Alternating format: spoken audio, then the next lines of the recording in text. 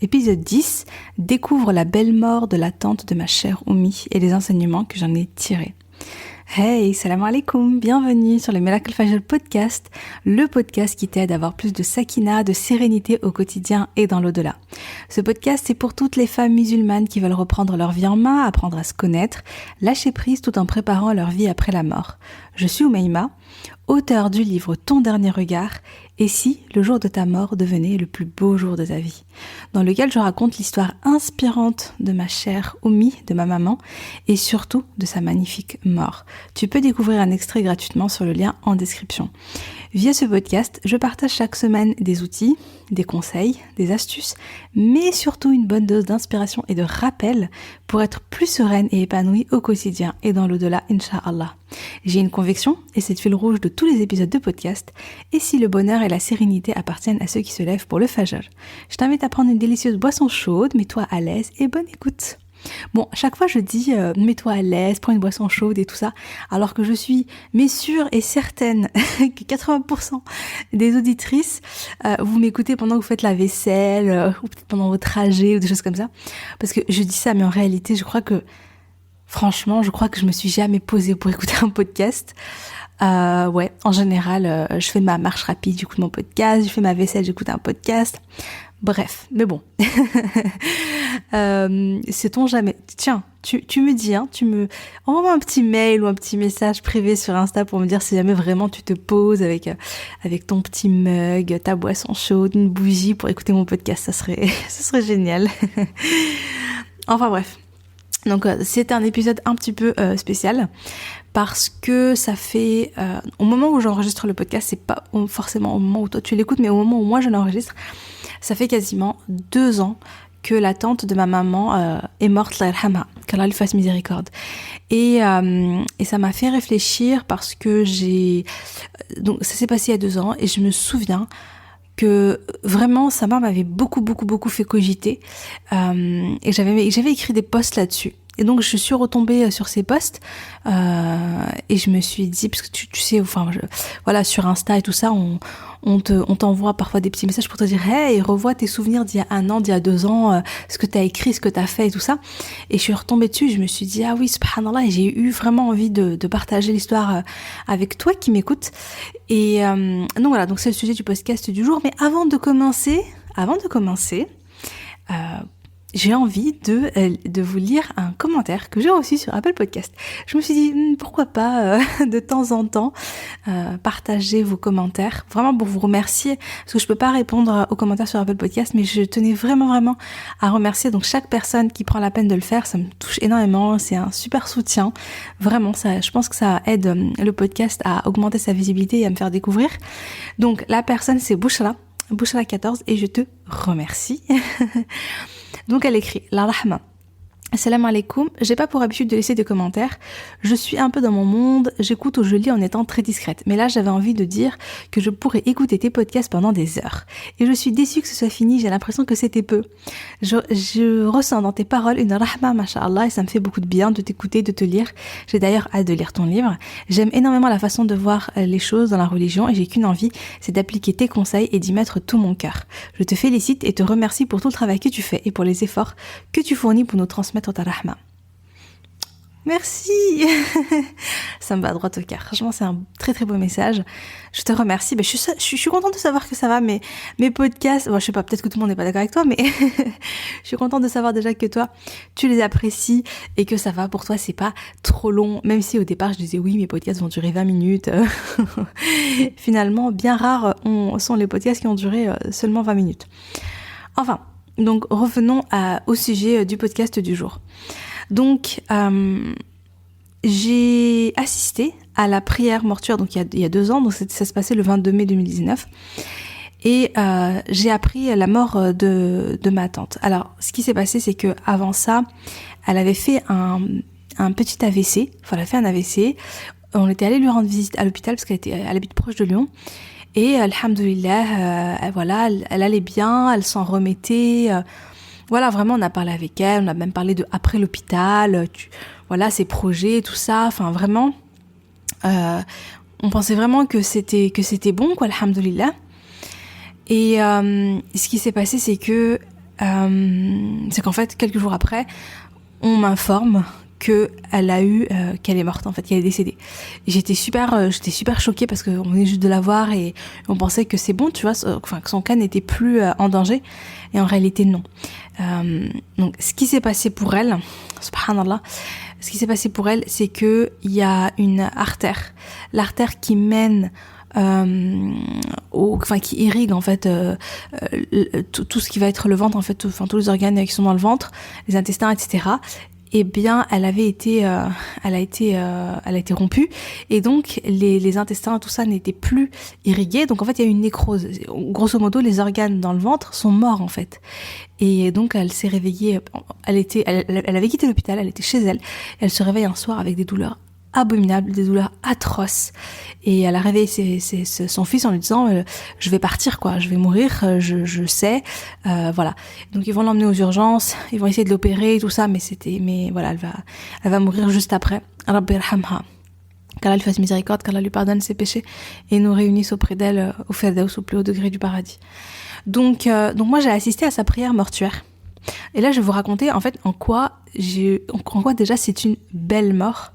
Et ensuite, je vais partager avec vous les enseignements que j'en ai tirés, les leçons que j'en ai tirées. Et je trouve ça hyper intéressant. Et pour le coup, c'était différent de ma maman, de l'histoire de ma maman. C'est pour ça que je voulais vous la raconter aussi.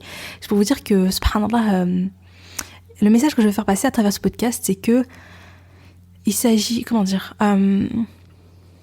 c'est encore une fois, c'est vraiment possible d'avoir une belle mort, même si on ne fait pas des choses exceptionnelles. Parce que ma mère, on peut se dire ouais, mais elle avait une mission, elle avait une mission et qui lui tenait beaucoup à cœur, c'était de transmettre l'amour d'Allah dans les cœurs. Et je le raconte dans mon livre, etc. Et vraiment, on sentait que ça l'animait. Mais si toi, t'as pas entre guillemets cette fibre là. Ce qui est important, c'est de se connaître, et finalement de connaître ses forces, ses qualités, etc. et d'investir dans ces qualités, dans les qualités qu'on a soi-même. Je sais pas si je suis claire, mais grosso modo, ce que je veux dire, c'est que, bien sûr, dans le dîn, il y a les piliers, d'accord? Donc les piliers, c'est la prière, c'est le jeûne du mois de Ramadan, etc. Donc ça, on s'y accroche avec les deux mains. On fait le maximum, on fait de son mieux, on se bat. Je sais que c'est pas évident, des fois on y arrive, enfin il peut se passer plein de choses. On invoque Allah pour qu'il nous aide, qu'Allah nous facilite de pratiquer les piliers. Donc ça, on s'y accroche.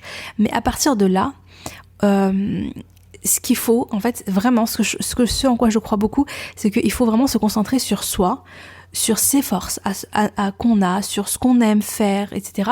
Et vraiment donner le maximum. D'accord. Et voilà, bref, c'était la petite parenthèse, mais on va en reparler après. Donc j'ai assisté à sa prière mortuaire, la prière mortuaire de ma tante, Rabbi yarhamha, et je sais que oui, j'ai rencontré là-bas sur place celle qui l'a lavée. Et moi, depuis que j'ai lavé ma maman, je sais que subhanallah, au moment du lavage mortuaire, tu sens, t'as un feeling, tu sens si c'est une belle mort ou pas. C'est ce que m'ont dit les laveuses, elles ont fait ça plusieurs fois, etc. Je raconte ça dans mon livre. Et subhanallah, elles m'ont dit qu'effectivement, à force, elles ont développé cette espèce d'intuition. C'est-à-dire que vraiment, tu sens quand vraiment la personne, elle baigne dans la rahma d'Allah, quand la personne, tu sens qu'elle a une belle mort, tu le vois au moment où tu la laves. Et vice versa. Quand c'est pas une belle mort, ça se voit aussi, elles le ressentent aussi, elles le sentent aussi, subhanallah. Donc j'étais trop curieuse de poser la question à la laveuse, et alhamdulillah, elle m'a dit vraiment que ça s'était super bien passé, qu'elle était mnawara, qu'elle était facile à laver, etc. Et elle m'a vraiment rassurée. Elle m'a dit que tout s'était très bien passé, subhanallah. Et voilà, donc déjà ça m'avait beaucoup rassuré, alhamdoulilah. Et à la mosquée, j'ai aussi rencontré les amis de ma tante. Alors moi personnellement, ma tante, je la voyais à la base, je la vois comme quelqu'un d'assez discrète. C'est pas comme ma mère. Enfin moi, ma maman, je la vois comme quelqu'un d'assez qui bouge beaucoup, qui fait beaucoup de choses, qui est très active en fait dans la communauté de sœurs autour d'elle, etc. Qui est vraiment un peu leader et qui est beaucoup dans la transmission, qui est beaucoup dans l'a'mal en fait, dans les actions pour Allah, dans les œuvres de bien, etc. Mais ma tante, je la voyais plutôt comme quelqu'un d'assez discrète, qui est chez elle, qui fait sa petite vie de son côté. Voilà, je la voyais plutôt comme ça. Et du coup, mais quand on est allé à la mosquée, machallah, j'ai vu qu'il y avait quand même pas mal de monde, et il y avait beaucoup de sœurs, beaucoup de ses amis. Et subhanallah, tout ça disait que du bien d'elle. Et ce qu'elle me disait, ce qu'elle répétait souvent, c'était, elle avait toujours le sourire et elle avait toujours une belle parole. Subhanallah. Et par rapport à sa mort, pourquoi est-ce que c'était une belle mort? Déjà, elle est morte pendant le mois de Ramadan. Donc ça se passe le 22 mai 2019 et c'était en plein mois de Ramadan, subhanallah. C'est-à-dire que c'est quand même une période où les portes du paradis sont ouvertes et les portes de l'enfer sont fermées, subhanallah. Et alors que elle avait donc des problèmes cardiaques, finalement c'est une artère au niveau de son abdomen qui a été bouchée, où j'avais dit, avant je crois que j'avais dit rompu, là j'ai noté bouché. En fait, voilà, donc ça a été, c'est une note que j'ai prise à partir de, bref, l'artère a été bouchée, on retient ça. Et du coup, donc ce que je disais un peu plus tôt, donc ça a entraîné la nécrose, la mort de ses organes internes, les intestins, etc. Et ça a été la cause de sa mort. Or, subhanallah, il y a ce hadith magnifique. D'après Abu Huraira radiallahu anhu, le prophète sallallahu alayhi wa sallam a dit: les martyrs sont au nombre de 5. Celui qui meurt de la peste, celui qui meurt d'une maladie du ventre. Et ensuite, il y a aussi celui qui meurt noyé, ou bien sous les décombres, ou bien martyr dans le sentier d'Allah. C'est rapporté par Al-Bukhari dans son Sahih numéro 2829 et Muslim dans son Sahih numéro 2914. Donc, celui qui meurt, le croyant qui meurt d'une maladie du ventre, il est considéré comme un martyr. Et les récompenses du martyr, les avantages du martyr sont énormes. J'ai pas cherché de hadith pour vous partager ça avec vous. Je ferai peut-être une autre fois. Mais d'après mes souvenirs, quand tu meurs martyr, tu rentres au paradis bila hisab, sans jugement, subhanallah. Et voilà, il y a vraiment beaucoup d'avantages, subhanallah. Donc Allah subhanahu wa ta'ala, il aurait pu faire en sorte que son artère se bouge au niveau du cerveau ou des poumons ou du cœur ou que sais-je d'autre. Mais non, subhanallah, c'était le ventre, subhanallah. Donc ce qui lui permettait d'être martyr. Et du coup, moi, je me suis posé ces questions. Donc, je me dis, pendant le mois de Ramadan, martyr bi'idnillah, la laveuse qui me dit que du bien, ses amis qui me disent que du bien, etc. Je me suis dit, machallah, mais en fait, elle a fait quoi, ma tante, pendant son vivant? C'était quoi ses qualités, ses bonnes œuvres, etc., qui lui ont permis d'avoir une fin aussi belle? Parce que, en réalité, je la connaissais pas si bien que ça. Elle était âgée, c'était la tante de ma mère, donc on lui rendait visite. Mais voilà, c'était des petites visites famille, sans plus, je la connaissais pas vraiment. Et du coup, je me suis vraiment, je me suis interrogée et j'ai posé la question à son mari. Parce que moi, dans ma tête, comme je disais, pour moi, elle est assez discrète, elle fait les bases de la religion, c'est-à-dire elle prie, elle jeûne le mois de Ramadan. Mais voilà, tu vois, je l'imagine pas, par exemple, faire qiyam, je l'imagine pas apprendre le Coran beaucoup, faire des choses comme ça. Donc je me suis dit, bon, on va voir ce que ses proches disent d'elle. Donc ceux qui la connaissent le mieux. Et d'abord, j'ai posé la question à son mari. Et la réponse de son mari, elle m'a scotché. Et vous savez ce qu'il m'a dit? Il m'a dit, en 60 ans de mariage, on ne s'est jamais disputé. J'étais là, what? Ça existe ça? C'est possible. Je sais pas s'il a exagéré, peut-être qu'il a exagéré. Peut-être qu'il y a eu 1 ou 2 disputes. Mais lui, dans sa tête, en 60 ans de mariage, ils ne se sont jamais disputés. Subhanallah. Et effectivement, ses fils m'ont confirmé. Ils m'ont dit qu'ils ont jamais entendu leurs parents s'engueuler. Subhanallah. Et en fait, ils m'ont expliqué qu'elle était conciliante. Elle cherchait toujours à faire plaisir à son mari. Elle allait toujours dans son sens. Elle cherchait toujours à lui plaire. Elle cherchait toujours à lui faire plaisir. Et franchement, alors certes, elle passait pas ses nuits en qiyam, mais moi, franchement, quand j'ai entendu ça, je me suis dit, ah ouais, quand même, hein, franchement, ça doit pas, c'est pas évident non plus, hein. Et quand j'ai demandé à ses fils ce que sa mère avait, quelles étaient les qualités de leur maman, donc ils m'ont dit, elle était patiente. Donc ce qui rejoint la parole en fait de son mari, hein, c'est que vraiment elle est très patiente et elle critiquait pas les autres. Donc elle critiquait pas les autres, alhamdoulilah, pas de médisance, elle avait des belles paroles. C'est ce que m'ont dit aussi ses amis en fait, hein. C'est-à-dire qu'ils m'ont dit voilà, toujours des belles paroles, toujours le sourire, masha'Allah. Donc ça, c'est ce que disent d'elle les personnes qui la connaissent le mieux. Le mari et les enfants, tu peux pas leur cacher ta vraie nature, hein. Et franchement, quand j'ai entendu ça, je me suis dit ok, je comprends en fait. J'ai vu en fait dans ses qualités la raison de sa mort si belle, subhanallah. Et ça m'a fait beaucoup méditer. Donc là, on va parler des enseignements. Vraiment, ça m'a beaucoup fait réfléchir parce que je me suis dit en réalité vraiment avoir une belle mort, c'est possible pour chacun. C'est réellement possible. C'est pas réservé uniquement aux personnes qui ont appris le Coran en entier, qui ont construit des mosquées, qui ont des hôpitaux, qui sont savants, qui passent leur nuit en prière, etc. Même si, franchement, si Allah te permet de faire ces actions-là, vas-y, fonce, fais-les, fais le maximum, pose l'intention d'apprendre le Coran, pose l'intention de construire une mosquée, pose l'intention.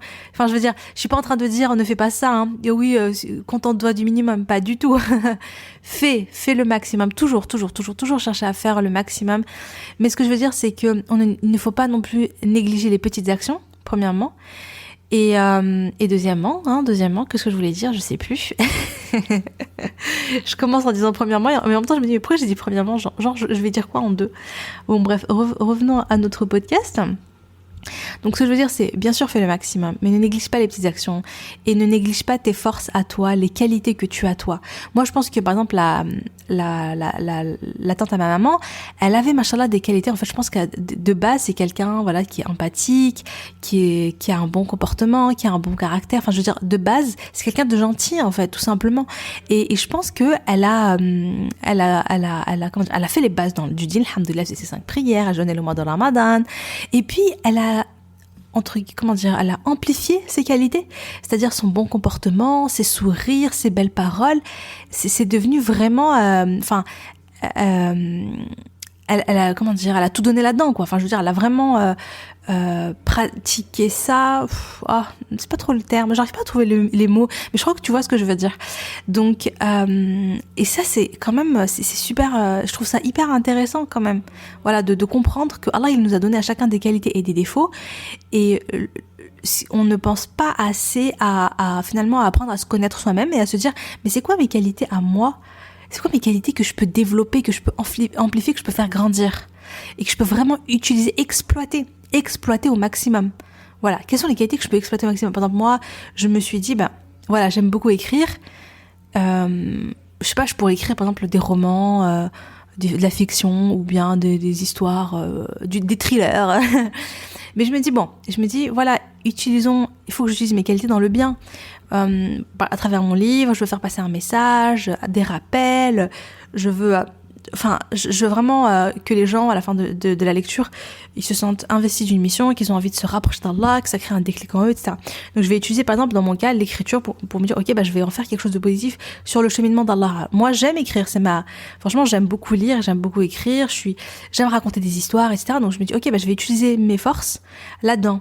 Mais à chacun de se dire quelles sont mes forces, quelles sont mes compétences, quels sont mes talents, quelles sont mes qualités et comment je peux les utiliser sur le cheminement vers Allah en fait. Voilà, parfois nous on veut faire comme les autres ou on veut intégrer une case ou on veut, enfin voilà. Moi je vois par exemple Ummi subhanallah, elle avait elle avait cette mission de da'wah et elle faisait des assises et elle le faisait d'une certaine manière et ça lui correspondait bien en fait et ça lui subhanallah, elle le faisait très bien. Et elle a exploité ça au maximum. En fait, ma mère, c'est quelqu'un de base qui est très sociable, qui prend de l'énergie en retrouvant les autres. Elle est... c'est quoi le mot? Oh, subhanallah, dans ce podcast-là... Ouh là là, je suis un peu fatiguée peut-être, je sais pas, ou je parle trop vite. Mais ce que je veux dire, subhanallah, c'est que... donc, Oumi, c'est quelqu'un... Quand elle est extravertie. C'est le terme que je cherchais, que je trouvais pas. Donc ma maman, par exemple, elle est extravertie. Elle aime retrouver les sœurs. Elle aime parler, transmettre, etc. Et quand elle fait ça, ça lui donne de l'énergie. Elle se sent bien. Elle se sent boostée. Elle se sent bien. Et c'est ce qui fait que même dans sa maladie, par exemple, eh bien, elle avait besoin de cette proximité. Et quand les sœurs venaient lui rendre visite, ma mère était vraiment ravie, était vraiment contente. Ça lui faisait du bien. Alors qu'il y a d'autres personnes qui vont être introverties et qui, par exemple, vont fonctionner de manière différente. Ils ont plus besoin de se retrouver seuls. Ils ont plus besoin, par exemple, de discussions. Donc, s'ils veulent transmettre, parler d'Allah, ils vont préférer les discussions en one-to-one, en face-à-face avec une seule personne, qui vont être pas très très à l'aise en groupe. Et c'est ok. Mais chacun est différent, en fait. Et c'est très bien comme ça. Il faut pas se dire, je veux être comme elle. Par exemple, si l'introverti se dit, ah ouais, mais moi, je veux être comme Najia, comme ma maman Najia, l'alhamha, et je veux transmettre et faire des réunions de groupe et faire ceci, faire cela. Mais si toi, t'es introverti, et qu'en réalité, t'es pas à l'aise, etc., tu vois, t'exploites pas tes forces en fait, t'es en train d'aller dans une zone qui est un peu difficile. Tu peux le faire bien sûr, tu vois, mais moi je conseille d'abord et surtout vraiment, c'est d'apprendre à se connaître, de connaître ses forces et ses qualités, de savoir comment on fonctionne, qu'est-ce qui nous fait du bien, qu'est-ce qu'on aime, qu'est-ce qui nous passionne. Vraiment, quelles sont finalement les ressources, les choses qu'Allah il t'a donné, qui t'a donné vraiment à toi particulièrement, et on est tous différentes. Et donc, à partir de là, creuser et se dire comment je vais utiliser ça dans le bien pour Allah. Et là, franchement, franchement, faire ça, c'est trop bien parce que ça te permet à la fois d'être heureuse et épanouie dans ta vie, parce que à chaque fois que tu exploites tes forces, tu as le sentiment de t'accomplir, tu es aligné à toi-même, vraiment, tu t'épanouis là-dedans. Tu t'épanouis vraiment là-dedans. Si tu vas à contresens, si tu vas essayer d'avoir des qualités, de faire des choses qui finalement ne te correspondent pas, ça va être plus dur. Je dis pas qu'il faut pas le faire. Au contraire, franchement, ça peut être très très bien aussi de sortir de sa zone de confort, de tester des nouvelles choses, etc. Mais ça va être plus dur. Voilà.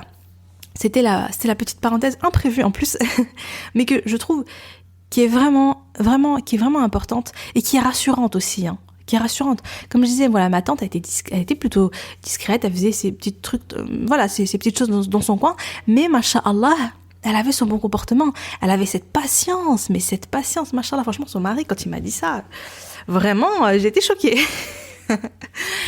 Et d'ailleurs, ça me rappelle donc un hadith, d'après Abdurrahman ibn Auf, radiallahu anhu, le prophète sallallahu alayhi wa sallam a dit: si la femme prie ses 5 prières, qu'elle jeûne son mois de Ramadan, qu'elle préserve son sexe et obéit à son mari, alors il lui sera dit: rentre dans le paradis par la porte de ton choix. Rapporté par Ahmed et authentifié par Cheikh Albani dans Sahih Targhib, numéro 1932. Donc, subhanallah, dans ce hadith, si la femme prie si tu fais tes 5 prières, si tu jeûnes ton mois de Ramadan, si tu préserves ton sexe et que tu obéis à ton mari, tu rentres par la porte que tu veux au paradis. Ouais, je sais. Alors déjà, par rapport à l'obéissance du mari, première chose, il n'y a pas d'obéissance au mari dans la désobéissance envers Allah. Il ne s'agit pas de tout... voilà, si ton mari t'impose des choses qui sont contraires à ce qu'Allah te demande, là, il n'y a pas d'obéissance, premièrement. Deuxièmement, obéir ne veut pas dire se taire, tout refouler, ne pas exprimer ses besoins, etc., etc. Au contraire, enfin, je veux dire, il faut communiquer, t'as le droit d'argumenter, t'as le droit d'exprimer ce qui est important pour toi, t'as le droit d'exprimer tes besoins. Enfin bon, voilà, on n'est pas non plus dans une dictature, et je pense que dans le couple, c'est quand même important, tu vois, de pouvoir chacun a son espace, chacun a sa parole, chacun écoute l'autre, etc. Je veux dire, on est une team, on reste quand même. Enfin voilà, le couple est une team, et c'est important quand même de dire ça parce que bon, voilà, je voulais quand même faire cette petite parenthèse, hein. Parce que franchement, obéir à son mari, quand t'entends ça, t'as l'impression que c'est, je sais pas, moi c'est vrai que quand je lis ça, je me dis ah ouais, c'est chaud quoi. On dirait que c'est un peu en mode voilà, je dis ça et toi tu écoutes sans discussion et tu appliques immédiatement, tu vois. On n'est pas alarmé, hein, mais finalement, subhanallah, après, comment dire, donc voilà, donc il y a toute cette communication, toute cette discussion, etc. Et en même temps, il faut aussi se dire que le mari, Allah subhanahu wa ta'ala, lui a donné des responsabilités dans le foyer, il lui a donné une certaine sagesse aussi, en général. et effectivement, voilà, faut pas chercher quoi aller à. Enfin voilà, si ton mari t'interdit quelque chose, si ton mari aimerait que tu fasses quelque chose, etc. Voilà, faut aller dans son sens. Mais il est là. Tant que il y a pas de souci par rapport à la religion. Donc voilà, donc subhanallah, ce qu'on voit aussi avec ce hadith, c'est que il suffit de s'accrocher finalement au pilier de la religion. C'est pas si compliqué. Allah, il attend pas de nous des choses. Des fois, on a l'impression que le dîn, il est compliqué, qu'il y a plein de trucs, il y a plein d'interdits, il y a plein de ceci, il y a plein de cela. Mais en réalité, non, subhanallah, c'est beaucoup plus. Allah, il est plein de rahma. Et finalement, dans tout ce qu'Allah nous demande, il y a un bienfait pour nous. Déjà, ça, il faut en être vraiment, vraiment convaincu. Tout ce qu'Allah nous demande de faire, il y a un bienfait pour nous. Quand je dis un bienfait pour nous, c'est pour notre épanouissement personnel, pour notre santé, pour notre bien-être psychologique, physique, mental, dans cette dunya et fil akhira. Vraiment, Allah nous a créés. Je veux dire, c'est lui notre créateur. Il nous connaît mieux que quiconque nous connaît, et il sait ce qu'il y a de mieux pour nous en fait, pour nous en tant qu'être humain, pour notre épanouissement et pour le paradis. Donc vraiment partir toujours de ça, c'est-à-dire que Allah il veut pour moi le meilleur, et donc alhamdoulilah, donc voilà, donc vraiment par rapport à donc le message là que je veux faire passer, c'est prie, fais des 5 prières à l'heure, donne l'aumône, fais le jeûne du mois de Ramadan, fais le hajj si tu en as les moyens, essaie d'avoir un bon comportement, évite les médisances, apprends à gérer tes émotions pour éviter la colère, etc. Apprends à cultiver la rahma pour toi, la rahma pour les autres. Et cherche tous les jours en fait à t'améliorer un petit peu et cultive tes forces, on revient encore là-dessus. Focus-toi sur tes forces, vraiment cultive-les, apprends à te connaître, qui es-tu, qu'est-ce que tu aimes, qu'est-ce qui t'anime, qu'est-ce que tu voudrais accomplir dans ta vie. Et vraiment, pose-toi cette question sans te comparer aux autres, sans te dire je vais faire comme Oumaima ou je vais faire comme telle sœur ou je vais faire comme telle sœur. Bien sûr, tu peux t'inspirer, mais cherche à te connaître toi, parce que je suis sûre que chaque personne, sincèrement j'en suis convaincue, chaque personne a détient en elle un trésor. Chaque personne, toi qui m'écoutes, tu as un trésor en toi, tu vois. Allah, il t'a donné des ressources qu'il a données que à toi et il les a données à personne d'autre. Et on est différents. Tu as des qualités qui n'appartiennent qu'à toi. Tu as des forces qui n'appartiennent qu'à toi. Tu as des ressources qui n'appartiennent qu'à toi. Tu as un trésor à l'intérieur de toi, subhanallah. Découvre-le, en fait, finalement. C'est vraiment, cherche à découvrir à quoi il ressemble ce trésor. Quel est-il? Et vraiment, exploite-le, quoi. Exploite-le. Et ouais, c'est vraiment moi le message qui me vient en fait en lisant donc l'histoire de ma tante Rabbi Irhamha, qu'Allah nous réunisse avec elle au paradis. Donc voilà, on arrive à la fin de cet épisode de podcast. J'espère que ça t'a plu malgré les petits bugs. Aujourd'hui, je sais pas ce que j'avais, vraiment, je sais pas. J'ai pas mal bugué. Enfin bon, ça arrive parfois, hein. Mais voilà, j'espère que ça t'embête pas trop. Moi, je suis très nature pendant les podcasts. J'aime bien. Voilà, il y a un truc que j'aurais jamais aimé faire, c'est tout écrire et lire. Oh, ça aurait été parfait, hein. Il y aurait pas eu de bugs, il y aurait pas eu d'hésitation, tout ça. Mais franchement, pour moi, c'est trop morne, c'est trop... ça manque de spontanéité, d'étincelle, tu vois. Donc voilà, en tout cas, alhamdoulilah, j'espère vraiment que ça t'a plu. Si tu veux me soutenir, m'encourager, n'hésite pas à mettre une note 5 étoiles sur Apple Podcast. Je crois qu'on peut que là-dessus, hein, il me semble. Et de me laisser un commentaire. Ça me ferait vraiment plaisir de te lire, Inch'Allah. Et donc, si tu veux découvrir qui était Oumi, si tu veux découvrir le rêve qu'elle a fait, enfin... Si tu veux... Oh là là, je vais encore bugger, subhanallah. Oh. Si tu veux lire l'extrait de mon livre, on va faire au plus simple. Si tu veux lire l'extrait de mon livre, n'hésite pas à le télécharger. Je te mets le lien en description, Inch'Allah. Et si tu veux te procurer mon livre, pareil, je te mettrai aussi le lien. Voilà, on arrive sur la fin et je te dis à jeudi prochain, Inch'Allah. Salam alaikum.